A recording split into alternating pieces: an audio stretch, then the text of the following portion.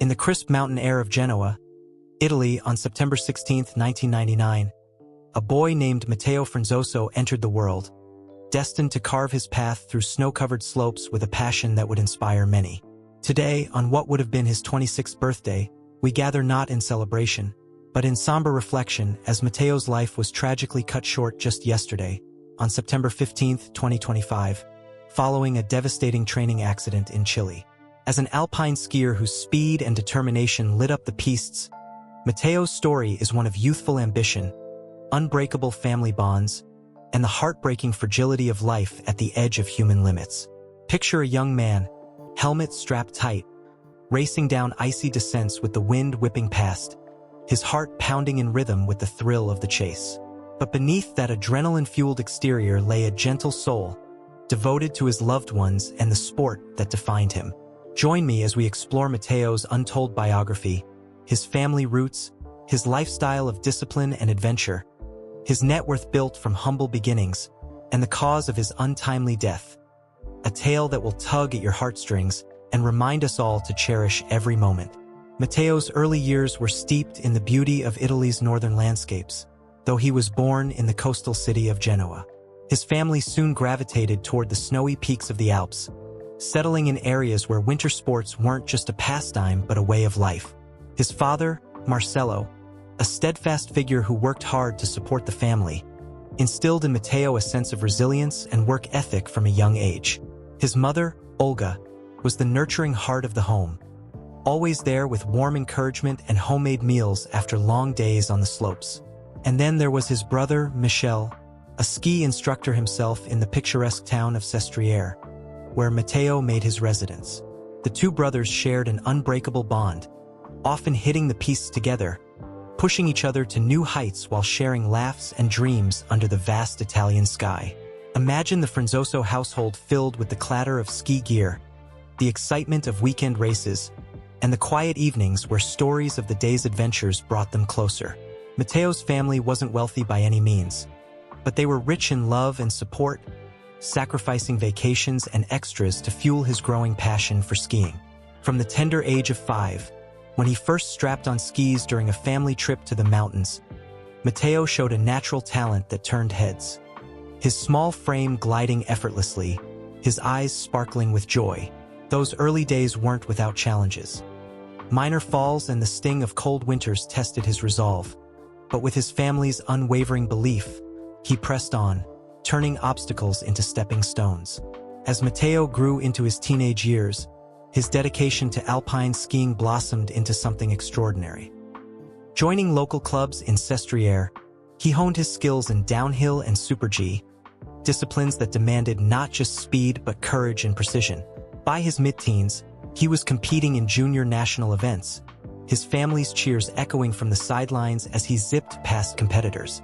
Picture the emotional highs of his first podium finish at a regional race, the rush of adrenaline, the proud hugs from Marcello and Olga, Michel's brotherly pat on the back. But there were lows too, like the injuries that sidelined him, the doubts that crept in during long rehab sessions. Matteo's untold struggles included moments of isolation, far from home at training camps, where homesickness gnawed at him. Yet, his family's phone calls and visits kept him grounded, reminding him of the love waiting back in Italy. In 2017, at just 18, he earned his FIS code, marking his entry into international competition. The years that followed were a whirlwind, racing across Europe, from the slopes of France to Norway, building a reputation as a rising star in the Italian ski team. His affiliation with Gruppo Sciatori Fiamgial, the sports group of Italy's finance police, provided structure and sponsorship, allowing him to focus fully on his craft. Equipped with atomic skis and boots and gable poles, Matteo's gear became an extension of himself, propelling him to victories in FIS races and solid placements in European Cups. Matteo's career truly accelerated in his early 20s, a period filled with triumphs that made his family burst with pride. In 2023, he made his World Cup debut, a nerve-wracking moment where the world's best skiers loomed large, but Matteo held his own, finishing in the top 50 in several downhill events. Feel the emotion of that first World Cup start, the national anthem playing, his heart racing as he pushed off the gate. Knowing his parents were watching from home, tears in their eyes. By 2025, he had racked up 17 World Cup starts, with standout performances like a 30th place in a Super G at Crans-Montana, Switzerland, earning his first World Cup point. Earlier that year, he shone at national championships in Paso San Pellegrino, securing top 10 finishes and even a bronze in training runs. His achievements extended to FIS events, where he claimed first place in a Super G at Orsières-Merlet, France, in February 2025, a victory that had him pumping his fist in the air, dedicating it silently to his brother Michel. But skiing's demands took a toll. The constant travel, the physical strain, the pressure to perform for the upcoming Milano Cortina 2026 Winter Olympics. His home games, a dream he chased relentlessly.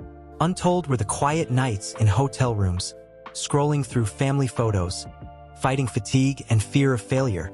Matteo's resilience shone through, much like the snow-capped peaks he loved, standing tall against the storms. Off the slopes, Matteo's lifestyle was a blend of disciplined athleticism and simple joys, reflecting his grounded Italian roots. Living in Sestriere, a charming alpine village, he embraced a routine of rigorous training, early morning gym sessions, afternoon runs on the pistes, and evenings focused on recovery with physiotherapy and nutrition. His days were fueled by pasta dishes reminiscent of his mother's cooking, fresh mountain air, and the camaraderie of teammates. Matteo wasn't one for extravagance. His Instagram, under the handle @MattFranz, showcased glimpses of his life, stunning slope views, training montages, and occasional family snapshots. But he kept his personal world private. No public romances surfaced. He seemed fully committed to his sport, perhaps sharing quiet moments with friends over espresso in local cafes.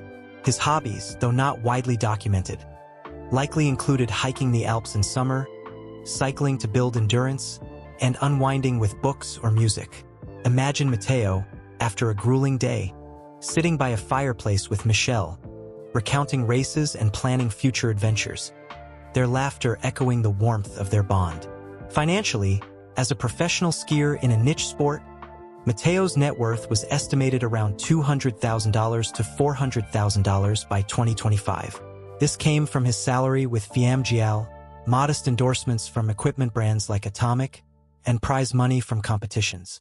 It wasn't the fortune of mainstream athletes, but enough to support his lifestyle, investing in quality gear, travel, and perhaps helping his family. He lived modestly, driving a practical car suited for snowy roads, residing in a cozy apartment in Sestriere, prioritizing experiences over material excess. His wealth was truly in the memories he created, the slopes he conquered, and the love he shared. But tragedy struck in the most unforeseen way, shattering the dreams of a young man on the cusp of greatness.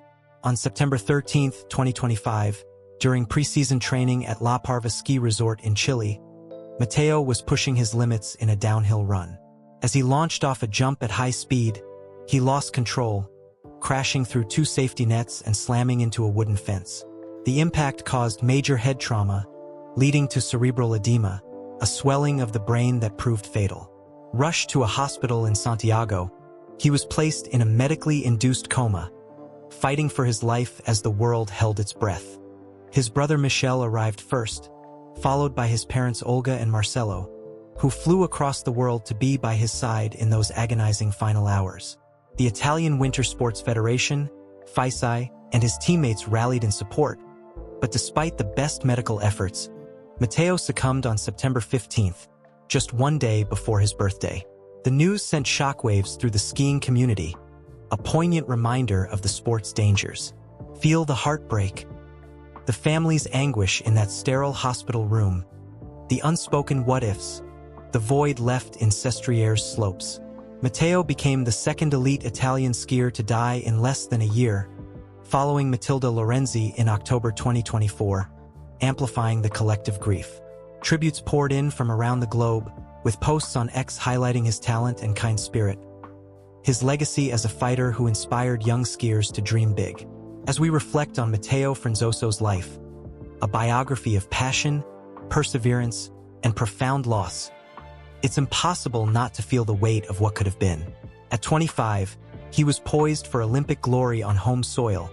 His family his greatest cheerleaders. His lifestyle a testament to living fully in the moment. His net worth pales in comparison to the richness he brought to those around him. Though gone too soon, Matteo's spirit endures in every snowy descent, every family embrace, urging us to hold our loved ones close. If this emotional journey through Matteo's story has touched your heart, as it has mine, please consider subscribing to the channel for more heartfelt biographies of remarkable lives.